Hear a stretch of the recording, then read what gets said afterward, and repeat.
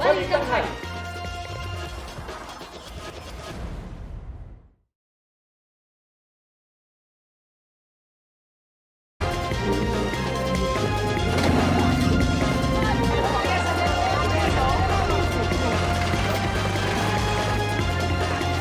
Balitanghay!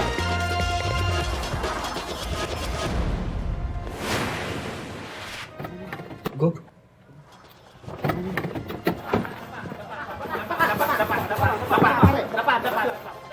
Inaresto ng Calabarzon Police ang isang lalaking iligal umanong nagbebenta ng baril sa Silang, Cavite.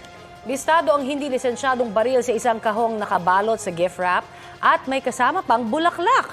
Ang buong balita ihahatid po namin maya-maya lang.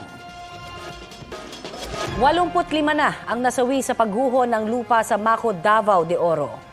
Bumaba naman ang bilang ng mga nawawala sa 38. Ayon po sa Provincial Disaster Risk Reduction and Management Office, 32 pa rin ang sugatan. Kahapon, inilibing na po ang ilan na hindi pa rin pong nakikilalang bangkay. Patuloy naman ang search and retrieval operations ng mga otoridad. Pero pahirapan daw ito dahil sa paggalaw ng lupa sa Barangay Masara. May live update po tayo sa balitang yan mamaya. 4 sa mga sugatan ang nasa critical pa ring kondisyon matapos ang pagbagsak ng second floor ng St. Peter the Apostle Parish Church sa San Jose del Monte sa Bulacan. Ayon sa CDRRMO, kabilang sila sa 55 sugatan kahapon. Isang babaeng 80 taong gulang naman ang nasawi dahil sa tinamunyang injuries. Hinihinalang bumagsak ang palapag na gawa sa kahoy dahil hindi na nito kinaya ang bigat ng mga dumalo sa misa para sa Ash Wednesday. Ayon sa kura paroko ng simbahan, may mga anay na nakita sa naturang sahig. Sarado muna ang simbahan. Iniutos na ng Diocese of Malolos sa mga parokya na tiyakin ang tibay ng kanilang mga simbahan. Lalo't inaasahan ng dagsa ng mga magsisimba ngayong Kwaresma. Mga kapuso, doble ingat po tayo sa sunog. Sa Quezon City, isang senior citizen ang sugatan sa sunog. At kabilang po sa mga naapektuhan, ang pamilya ng isang opisyal ng Malacanang. Balitang hatid ni Bam Alegre. Sa tindi ng lagablab ng apoy, mabilis natupok ang duplex structure na ito sa barangay Batasan Hills, Quezon City, pasado alas 8 kagabi. Itinaas ng Bureau of Fire Protection sa unang alarma ang sunog. Hudyat para rumisponde ang hindi bababa sa 4 na fire truck. Maliban pa riyan ang mga fire volunteer na rumisponde rin. Nakontrol ang sunog 9:49 p.m. at tuluyan itong naapulan ng 10:44 p.m. Sa tala ng BFP, isa ang sugatan, 63 taong gulang na tenant na nagtamo ng 3rd-degree burn sa kamay. Isinugod siya sa ospital. Sa kabuuan, 3 pamilya na apektuhan ng sunog, kabilang si Presidential Communications Office Secretary Cheloy Garafil. Tumanggi siyang umarap sa kamera o magbigay ng pahayag. Sa initial assessment ng Bureau of Fire Protection, 2 istruktura ang apektado ng sunog, isang duplex at ang kapitbahay nito na isa ring residential property. Humigit kumulang 7 million pesos ang estimated damages. Pag-aari ng pinsan ni Balats Kitanglaw ang isa sa mga nasunog na bahay. Nabulaga raw sila sa bilis ng pagkalat ng apoy. Dinilaan talaga siya mula 3rd floor pababa yung sunog. Safe naman, wala naman nasaktan. Ang bilis ng pangyayari, dinilaan lang ganun. Basta mabilis daw eh. Iniimbestigahan pa ng Bureau of Fire Protection ang sanhi ng apoy. Naging hamon naman sa kanilang pagresponde ang bigat ng daloy ng trapiko kagabi kasabay ng Valentine's Day. Natagalan po yung pagtawag, no? Nakaresponde naman agad tayo kaso sa sobrang traffic, hindi agad na nakarating po, no? Bam Alegre, nagbabalita para sa GMA Integrated News. Patuloy na iniimbestigahan ng Department of Education ang umano'y ulat ng panghahak sa kanila. Hindi binigay ng kagawaran ng detalye kung anong regional office ang posibleng nakompromiso ang impormasyon ng mga estudyante at guro. Tiniyak naman nilang nakikipagtulungan na sila sa Department of Information and Communications Technology. Bago ang umano'y hacking sa DepEd, una nang sinabi ng DICT na ilang government agencies na gumagamit ng cloud service providers ang pinaniniwalaang na-hack. Hinihinalang galing China ang mga hacker. Sagot ng China, groundless o walang basihan ang aligasyon. Arestado ang isang lalaki sa Cavite matapos mabistong itinago sa bulaklak ang iligal na ibinebentang baril. Sabi niya, napag-utusan lang daw siya. Balitang hatid ni John Consulta. Mabilis na naispatan ang sasakyan na minamaneho ng target ng Regional Intelligence Division ng Calabarzon Police sa kanilang iginasang entrapment sa Silang, Cavite. Nang makumpirmang naiabot na ang pera na bayad para sa bibiling baril,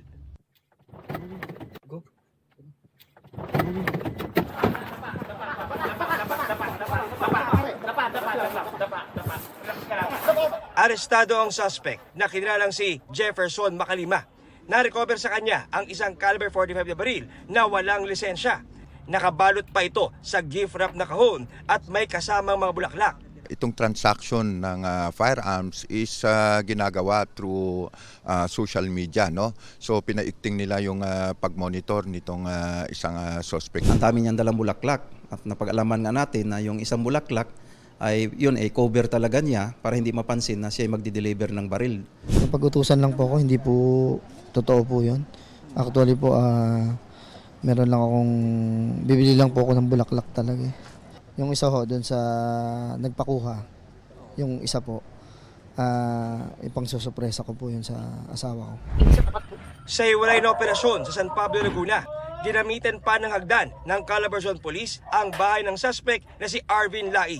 Na-recover sa suspect ang isang caliber 45 na baril na walang lisensya. Merong concerned citizen na tumawag po sa ating kapulisan na merong isang tao, no, na laging nagpapaputok at naglalabas ng baril. Wala pang pahayag ang suspect. Isa sa ilalim naman ng PNP PRO 4A sa ballistic examination ang mga nakumpiskang baril para matukoy kung nagamit ito sa mga shooting incident. John Consulta, nagbabalita para sa GMA Integrated News.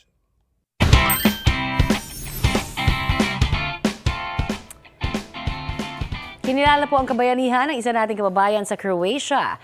Nailigtas kasi ng Pinoy bus driver na si Bienvenido Alivio ang mga estudyanteng sakay ng minamaneho niyang school bus. Ginawa niya raw yan matapos mapansin ang usok sa school bus. May mga residenteng nagpahiram ng 4 na fire extinguisher hanggang sa dumating ang mga otoridad. Pinasalamatan siya ng mga residente at ng mayor ng lungsod. Paliwanag po ng kumpanya ng bus, may nasirang tubo ng gasolina kaya nasunog ang bus.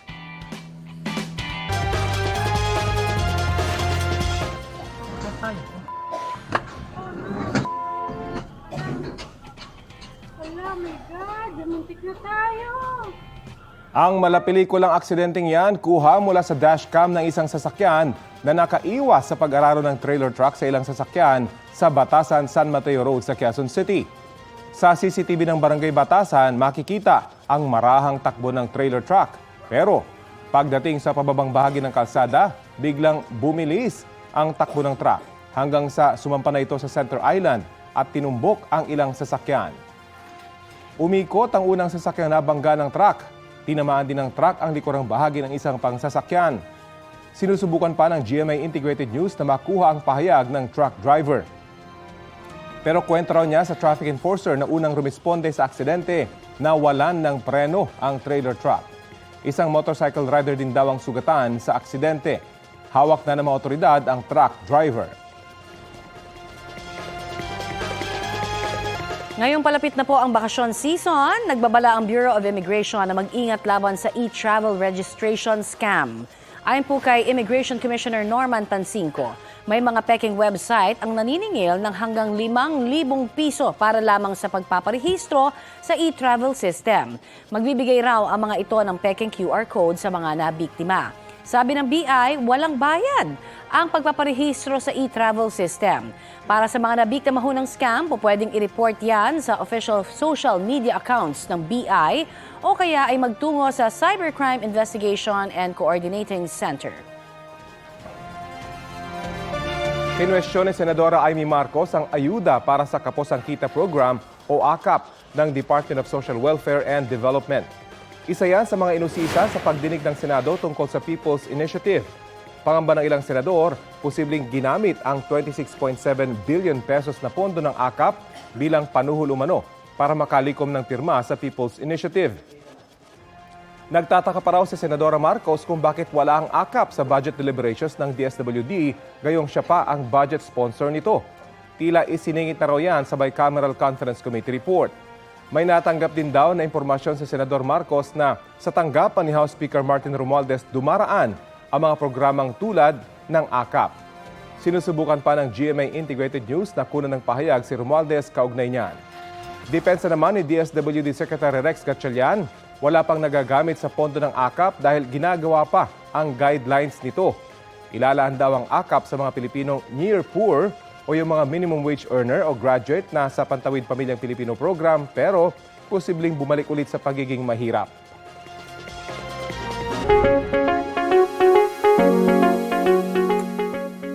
Pilipinas po ang tanging bansa sa Western Pacific region na nagkaroon ng cholera outbreak nito pong nakaraang taon. Ayon po yan sa World Health Organization.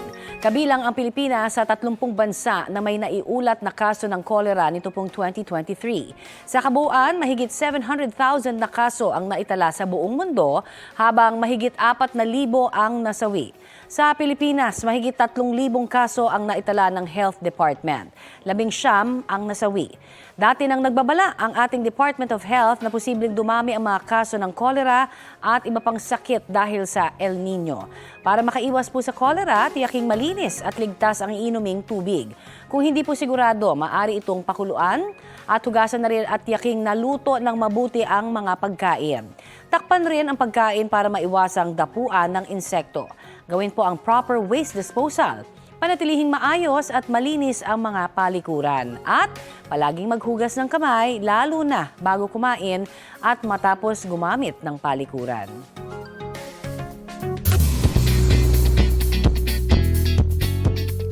Webest latest, mga mare at pare! Brace yourselves, lamps at aeronators. May iconic collab ulit ang music superstars na sina Mariah Carey at Ariana Grande.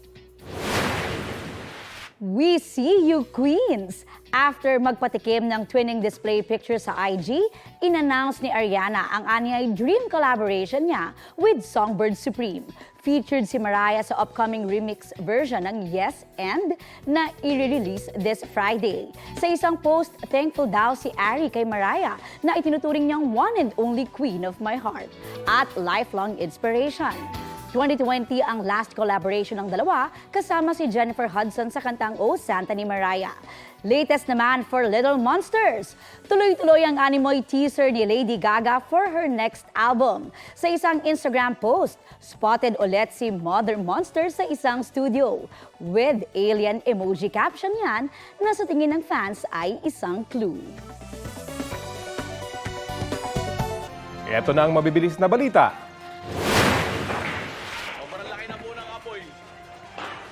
Nasunog ang isang apartment sa Puerto Galera, Oriental, Mindoro kagabi. Napula rin ang apoy matapos ang halos 2 oras.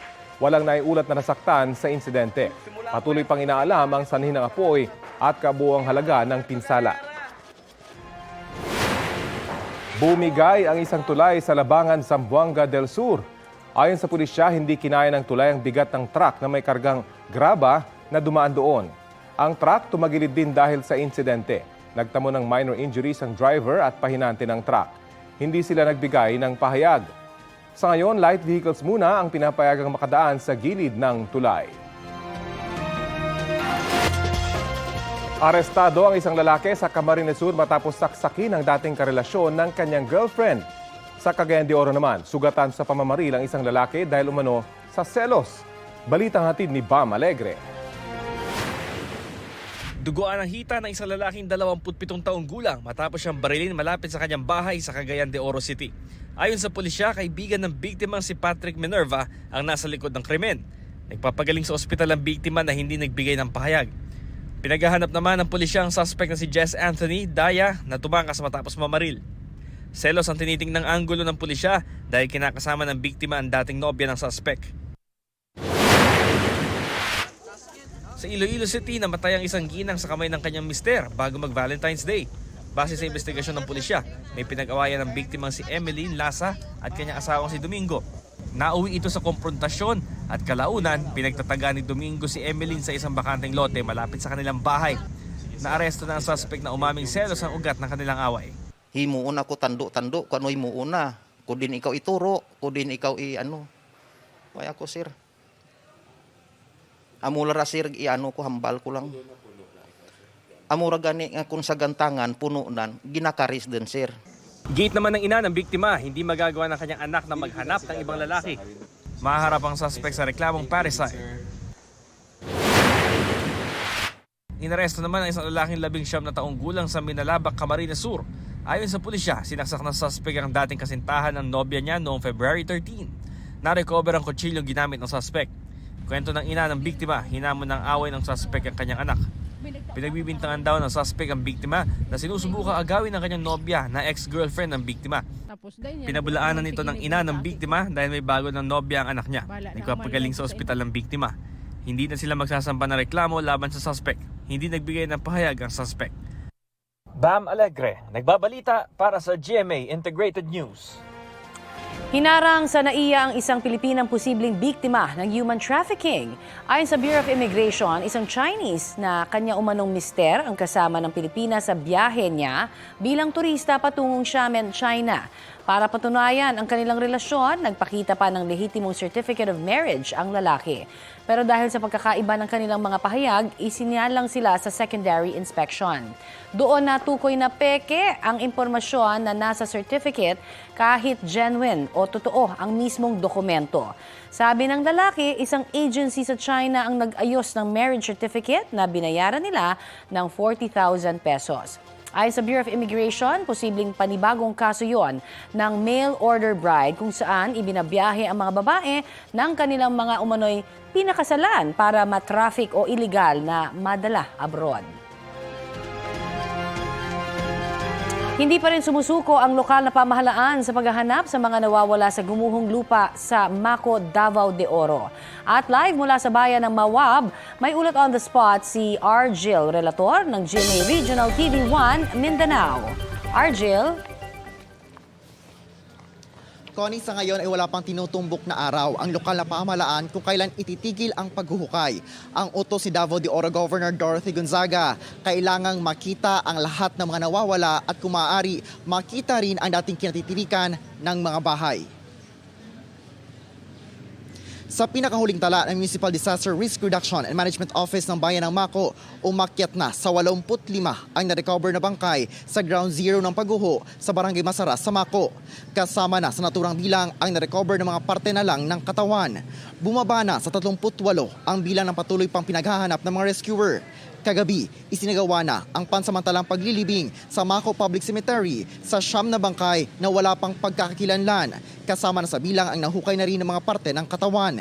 Nilagyan ng code ang bawat kabaong at ang nicho sa pinaglagakan upang mas madali umanong matunton sakaling makumpirma na ang pagkakakilanlan nila ng mga kaanak nila. Bago ang libing, nagsagawa ng dental examination at DNA collection sa mga bangkay. Ipapadala pa sa Maynila ang mga nakolektang samples. Ayon kay Dr. Charina Labrador, ang team leader ng NBI Disaster Victim Identification Unit, bagamat karamihan sa mga nakuhang mga bangkay ay may mga sugat sa katawan, sa kabuuan, asphyxia by suffocation umano ang ikinamatay ng mga biktima o kawalan ng oxygen na pumapasok sa katawan ng tao. Connie, sa ngayon ay napapatuloy pa ang sinasagawang search and retrieval operation. Sa ngayon din ay wala pang eksaktong araw kung kailan mananatili sa 11 evacuation centers sa bayan ng Maco at Mawab ang nasa mahigit 1,000 mga residente. Ngunit sa ngayon ay inihahanda na ang relocation site na pagtatayuan ng lokal na pamahalaan ng Tent City. Prioridad umano na mailipat ang mga residente ng Barangay Masara at Barangay Mainit. Connie. Maraming salamat, Argil, Relator ng GMA Regional TV1 Mindanao. Sa pambihirang pagkakataon, sumalang sa exclusive interview sa Fast Talk with Boy Abunda si Chris Aquino. Ibinahagi ng Queen of All Media ang latest update sa kanyang kalusugan. Right now, they're classifying it as an autoimmune mixed connective tissue disease. The next 6 months are crucial. Ano ang mangyayari sa susunod na 6 na buwan? On Monday, papasok ako sa ospital at may susubukan kaming biological na gamot. Kung hindi ito tumalaboy, I stand a very strong chance of having cardiac arrest. As in, pwedeng in my sleep or kung ano man ang ginagawa ko, pwedeng tumigil na lang yung pagtibok ng puso. Ito na ang ikalimang autoimmune disease ni Chris. Allergic daw siya sa maraming gamot, antibiotics at steroids, kaya mahirap gamutin ang kanyang mga sakit. Sa gitna ng mabigat na pinagdaraanan, tuloy ang pasasalamat ni Chris sa mga nagdarasal at naniniwalang gagaling siya. Ito raw ang kanyang source of strength. Sa kanyang 53rd birthday post, sinabi ni Chris na gusto niya pang mabuhay. Sa post, nilinaw rin niya na si Kapuso Primetime King Dingdong Dantes ang bumisita sa kanya sa California at nakausap niya ng ilang oras. Thankful din si Chris sa kaibigang si Tito Boy at sa Kapuso Network para sa interview. Ito po ang pangako ko sa inyo. Hindi ko kayo bibiguin dahil sumuko ako. Wala sa pananaw ko sa buhay na pwedeng sumuko. Kailangan lumaban. I refuse to die. Talagang pipilitin ko because ang next, my next chapter is to become a stage mother. Ginawaran ng Presidential Medal of Merit ang kilalang mambabatok mula po sa Barangay Buscalan sa Tinglayan, Kalinga na si Apo Wang-od. Para po yan sa kanyang kontribusyon sa pangangalaga sa tradisyonal na sining. Ayon kay Pangulong Bongbong Marcos, isang pioneer si Wang-od sa pagbali ng gender stereotypes dahil sa kanyang pagtatatu. Dahil po daw sa kanya, mas nakilala sa buong mundo ang ating kultura. Tinawag ng Pangulo na isang national treasure si Wang-od. Kinilala rin ng Malacanang ang ilang natatanging empleyado ng gobyerno.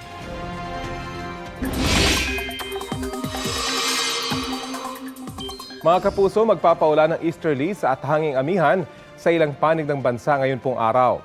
Ayon sa Pag-asa, asahan ng maulap na kalangitan at kalat-kalat na pag-ulan sa Eastern Visayas dahil sa easterlies. Pinag-iingat ang mga kapuso natin dyan dahil sa posibleng flash flood at landslides. Sa bandang norte naman, hanging amihan ang magdadala ng bahagya hanggang maulap na kalangitan at isolated light rain sa Ilocos Region, Cagayan Valley at Cordillera Administrative Region. Easterlies at localized thunderstorm naman ang maghahatid ng maulap na kalangitan, isolated rain showers at thunderstorms. Batay sa datos ng Metro Weather, mababa ang tsansa ng ulan dito po sa Metro Manila. Sa forecast din ng Pag-asa, walang LPA o bagyo na papasok sa Philippine Area of Responsibility hanggang sa weekend. As of 8 a.m., naitala ng Pag-asa ang pinakamababang temperatura sa Malaybalay, Bukidnon na 15.4 degrees Celsius ngayon pong araw. Samantala, bagyang bumaba ang antas ng tubig sa ilang reservoir gaya ng Angat, Lamesa, Ambuklao, San Roque, Pantabangan, Magat at Caliraya Dam. Habang tumaas naman ang antas ng tubig sa reservoir sa Ipo at Binga Dam.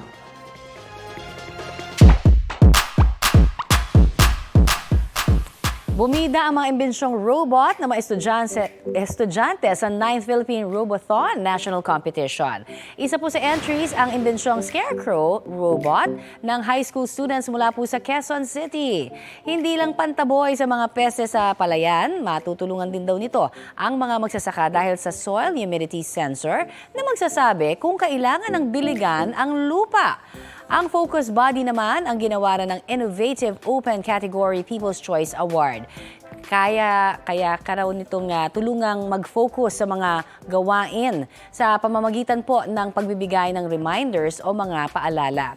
Layon po ng kompetisyon na turuang maging innovative ang mga estudyante at mapalakas ang science, technology, engineering, and math education o STEM program sa bansa. Media partner ng event ang GMA Regional TV at Synergy. May alok na investment ang gobyerno sa publiko na nagkakahalaga ng minimum na 5,000 piso. Ang mga detalye alamin sa aking report. Marami agad ang nagka-interes sa unang araw ng public offering sa ika-30 tranche ng Retail Treasury Bond o RTB30. Sa minimum na halagang 5,000 piso lang kasi, pwede ka nang mamuhunan sa Treasury Bond ng gobyerno at kumita ng 6.25% interest kada taon. Given the very strong demand, I think it's one of the most successful RTB issuance that we have in the recent years. Bukod sa mas malaki ito sa madalas na interes sa bangko, zero risk investment din ito o walang panganib na malugi. Garantisado kasi ito ng gobyerno. Although siyempre medyo long term to, pero guaranteed to eh. So ang gobyerno hindi magbabankrupt yan, magpiprint na ng pera yan, magkatax lang yan, bayad na tayo. Pero hindi tulad sa bangko, limitado lang ang oras para mag-invest sa RTB30 na nagsimula ngayon at tatagal lang hanggang February 28. Matagal din bago makuha ang ipinundar sa Treasury Bond. Sabi ng isang financial expert, ngayon maganda mag-invest sa mga bonds. Medyo bumaba na inflation, tapos medyo mataas pa rin ang interest.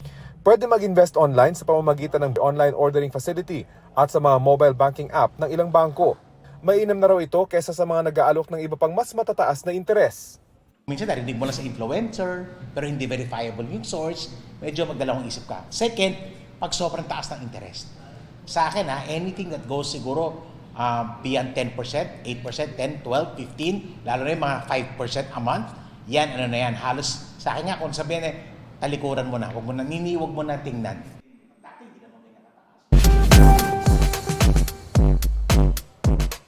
Trabaho alert po tayo para sa mga kapusong Cebuano. Mahigit 20 kumpanya ang naghihintay sa inyo sa job fair ng Lapu-Lapu City Public Employment Service Office. Bukas na po yan sa isang mall sa lungsod. Hiring po sila ng mga cook, graphic designer, office staff at cashier. May vacancies din po para sa bagger, call center representative, company nurse at maraming iba pa. Para sa detalye at updates, bisitahin lamang po ang Facebook page ng Peso Lapu-Lapu City. Mahigit 100 tanggapan na ang binulabog ng mga bomb threat na iniimbestigahan kung konektado sa mga nakaraang cyber attack sa gobyerno. Balitang hatid ni Salima Refran.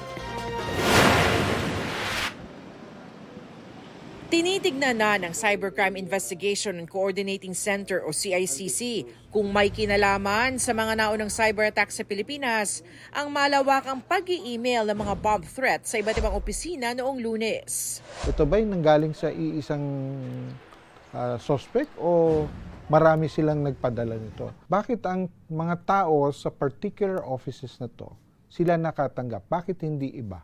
Ano ba yung email nila? Na-collect ba yun o part siya ng mga na-compromise na email accounts of government agencies that were earlier reported to have been under attack? Matatanda ang kaliwat kanan ang mga naging cyber attack sa iba't ibang ahensya ng pamahalaan nitong 2023. 118 na ang naitala nilang binulabog ng bomb threat ngayong linggo. Mula mga paaralan hanggang sa mga ahensya ng gobyerno at private offices. 42 sa kanila ay nasa Metro Manila. Bagay na kinababahala na ng PNP. Hindi natin pa pwedeng ipagwalang bahala to. This kind of incidents are being taken seriously by the PNP and other law enforcement agencies. Nakapulong na ng CICC ang Japanese authorities. Lalo't isang nagpakilalang Takahiro Karasawa raw ang nagpadala ng email. Bagay na itinanggi ng nagpakilalang tunay na Takahiro Karasawa sa social media. Sa pakikipag-usap sa kanya ng GMA Integrated News, sinabi niyang wala pang nakikipag-ugnayan sa kanyang mga otoridad. Pero batid na raw ng Japanese authorities ang kanyang dinadanas na paghihirap dahil dito. Sabi naman ng CICC ng Pilipinas, kaso ito ng identity theft at pinauubaya na nila sa mga otoridad ng Japan. Kung nagsasabi siya na hindi siya, so sino nagpadala? Sino yung mga tao, individual or organization na nagkokontrol ng account na yon? Nandoon ho nakafocus yung aming ahensya na ma-establish yun. So yun ang pinagtutulungan natin together with the Japanese counterparts. Establish nga natin sino ba talaga ang behind this. Nagpapatuloy ang investigasyon sa mga insidente. Salima Refran, nagbabalita para sa GMA Integrated News. Nakapagtala ng isang kaso ng bubonic plague ang health official sa Oregon sa Amerika.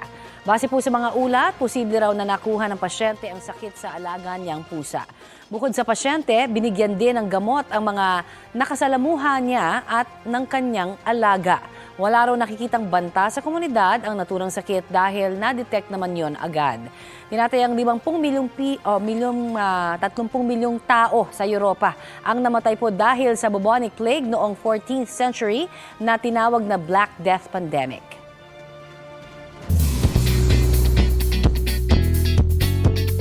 Mga mare at pare, may inamin si megastar Sharon Cuneta kaugnay sa estado ng kanyang kalusugan. Sa kanyang Instagram post, ibinahagi ng aktres na sumasailalim siya sa physical therapy sessions dahil sa kanyang limping condition. Mahigit 1 buwan na rin daw niya itong nararamdaman. Sa katunayan, ito ang dahilan kung bakit hindi siya naka-attend sa concert ng kaibigang si Pops Fernandez. Paliwanag ni Ate Shawi, ayaw niyang ipakita sa publiko na hirap siyang makalakad. Hiling niya sa fans na isama siya sa kanilang panalangin at sisiguraduhin naman niyang ipagpapatuloy ang kanyang PT sessions habang ine-enjoy ang social media detox. Get well soon, Mega! No jowa, no problem! Dahil ang ilang babae sa Beijing, China, AI ang bet na makasama. Yan ang artificial intelligence boyfriend. Swak daw para sa mga ayaw pumasok sa komplikadong relasyon o mga hindi makatagpo ng kanilang the one sa totoong buhay. Ayon sa ilang user ng naturang application, bukod sa mabait at mas marunong umanong makipag-usap sa mga babae, effective na emotional support system din daw ang mga AI boyfie. Hango sa ancient China ang ilang karakter na pwedeng maging companion, gaya ng mga prinsipe, knight o kabalyero at mga immortal. Libre lang ang naturang app. At kahit may banta na magamit ang kanilang personal na impormasyon, mas nangingibabaw daw ang kagustuhan ng ilan na labanan ang kanilang kalungkutan.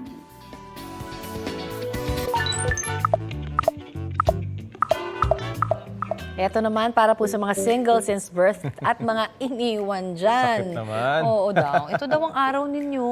Ngayong araw kasi ay Single Awareness Day.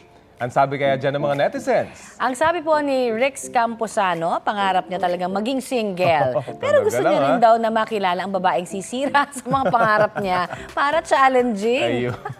Para naman kay Salvacion Gayoso, masaya kaya maging single. Oo naman. Walang iisiping labahin o ulam na iluluto.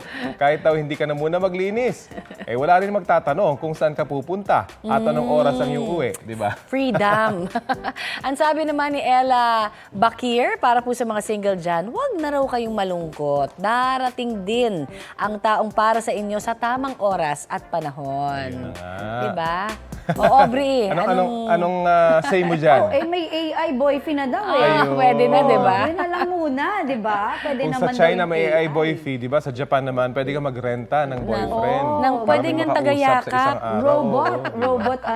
Robot jowa. Why not? Pero talaga bang gusto niyo yon? Pero madaling mapasunod yun, kaysa sa totoong minsan, Depende sa pakay mo talaga, no? Para sa boyfriend. Companionship yung iba naman serious relationship, talaga namang, sabi nga hindi, pero ang rule talaga dyan, maghintay ka at darating din daw yan. Oo naman, Diyos ko. Huwag kayong magmadali. Nandyan lang sila. Ang sabi nga ni Mav Gonzalez sa kanyang post. The famous single reporter. Oo, sabi niya nga, di ba, pag hindi Mabuti ng tama kesa mali. Pero may karugtong na siya. Parang hindi mo rin na mahahanap yung tama kapag hindi ka rin kailangan mag-effort ka rin. Nagtatanong, tama ba? Ang dami ko na nga nireto dyan. Ang dami ba? Ang dami ko nang pinadate. Mataas ba masyado standard? Oo. Basta ganito, ako ang paniniwala ko lang dyan, ako nagdadasal talaga tayo. Dapat doon sa tamang tao na ibibigay sa atin ni Lord. Yun. Promise. Si Maris ilang taong nagdasal. Di ba? Oo. O, tignan mo, nahanap ka naman niya, di Yun ba? na nga yun. Katabi lang pala niya sa Correct. newsroom. Yung pala nasa Alain mo yan. newsroom lang, di ba? Oo. Kaya importante talaga Ikaw ba, Aubrey? magdasal. Di ba? Anong Dinasal mo rin, I'm sure. Pinagdasal ko yan. Yes. Ako, talagang, at humingi rin ako ng sign. At ano ibibigay mong tip dun sa mga anak mo na ang gugwapo at ang ganda? Ay, naku, basta, tama yung sinabi ni Maviel. Ayan. Mabuti ng tama kaysa sa mali. Tama yun. Ayan. Kaya mga kapuso, makisali sa aming online talakayan sa iba't ibang issue. At syempre, kung may mga nais kayong maibalita sa inyong lugar, mag-PM lamang sa Facebook page ng Balitang Hali. Isang biyudang lola sa Davao City ang nakuhanan ng halos 70,000 pesos dahil umano sa love scam. Kwento po ng biktima, nahulog ang loob niya sa kachat na nagpakilalang isang Amerikano. Sinasabihan pa raw siya na papakasalan at dadalhin sa Amerika. Kalaunan, nang hiram na umano ang suspect ng pamasahe papuntang Pilipinas. Lumobo na yan sa halos 70,000 pesos. Magpapadala pa sana ng karagdagang 30,000 pesos ang biktima, pero nagtaka na ang kanyang apo kung bakit sa Pilipinas ang address ng padadalhan ng pera ng kanyang lola. Dumulog na sila sa Regional Anti-Cybercrime Unit 11 para magsampa ng reklamo at matunton ang suspect. Mabibilis na balita po tayo. Patay ang isang lalaki ang minamaneho niyang tricycle sa kasalubong na boom truck sa Santo Tomas, Batangas. Ayon sa investigasyon ng pulisya, pumasok sa linya ng truck ang tricycle kaya nagkasalpukan. Isinugod pa sa ospital ang tricycle driver pero binawian din ng buhay. Sugatan naman ang sakay niya. Nagkausap na rin daw ang truck driver at kaanak ng nasawi. Sinisikap pa naming makuna ng pahayag ang kaanak ng nasawing biktima at iba pang sangkot sa aksidente. Nasagip ang isang mangingisda matapos mawasak ng malalakas na alo ng kanyang bangka sa Pasukin, Ilocos Norte. Kwento ng mga mangingisdang tatlong grupo silang pumalaot kasama ang biktima. Sinalubong sila ng malalakas na alon at tumaob at nawasak ang bangka ng biktima. Nasagip siya ng mga kasama. Wala namang ibang nasaktan sa insidente. It's official, mga mare at pare, magsasama sa isang proyekto sina South Korean singer-actress IU at Korean-Australian singer na si DPR Ayan.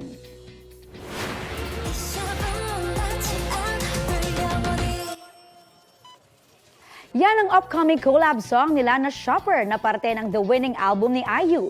Sa teaser music video, makikita silang nag-e-explore sa isang extraordinary shop na may extraordinary items. At sa loob lang ng 24 hours, mayroon na itong mahigit 635,000 views. Excited na kami dyan, Maring IU! 이젠 말해도 돼, 날 보면. Iyan naman ang K-League Valentine's gift ni Tomorrow by Together member Subin sa MOA. Sa kanyang cinematic music video cover na Forest, maririnig ang angelic voice ng K-pop idol habang nasa loob ng isang kwarto. May pahabol pa siyang matamis na ngiti habang nasa beach. Ang video na yan may mahigit 1 million views na.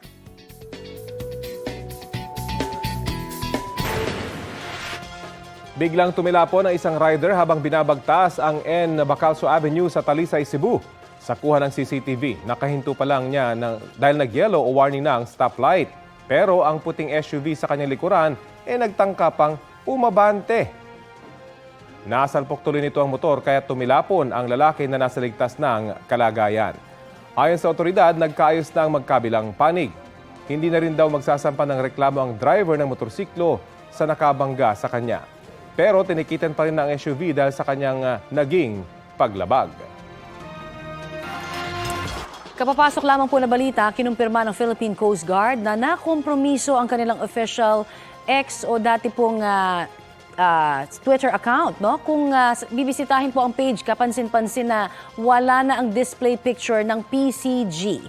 Nawala na rin po ang kanilang posts at media contents doon. Kaugnay po nito, nakipag-ugnayan na ang PCG sa support team ng nasabing social media app. Nagbabala rin ang PCG sa publiko na mag-ingat sa anumang post na manggagaling sa naturang account ngayong nakompromiso ito. Update po tayo sa bumagsak na second floor ng St. Peter the Apostle Parish Church sa San Jose del Monte sa Bulacan. May ulat on the spot si Joseph Moro. Joseph? Connie, sa kasalukuyan nga ini-inspeksyon ng city building official itong si Attorney Pavel Halog itong bahagi ng second floor ng simbahan kung saan bumagsak ito kahapon dahil sa bigat ng maraming tao. Ayon dito kay Architect Halog, kinukondina nila yung wooden part itong bahagi ng simbahan ito. Connie, papakita natin yung bumagsak kahapon at itong stretch na yan, itong side na yan ay kinukondina na ng city building official, pati yung kabilang side. Kasi gusto nilang makasiguro na intact pa to at i-inspectionin nila kung ano yung integrity ng structure na yan. Pero yung kasi mga taga rito sa San Jose del Monte gusto nang malaman kung kailan sila pwedeng magsimba. Ayon dito kay Atty. Halog ay pag-uusapan pa yan ng Cura Parroco, pero yung gitna naman daw ay ligtas at maaaring pwede nilang tingnan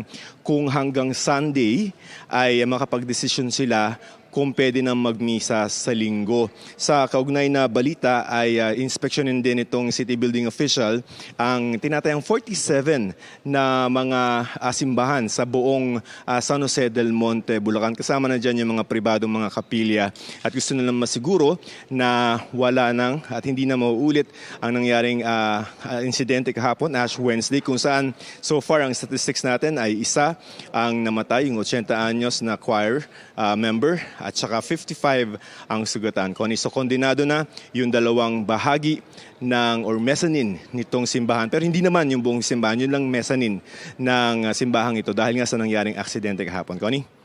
Maraming salamat, Joseph Morong.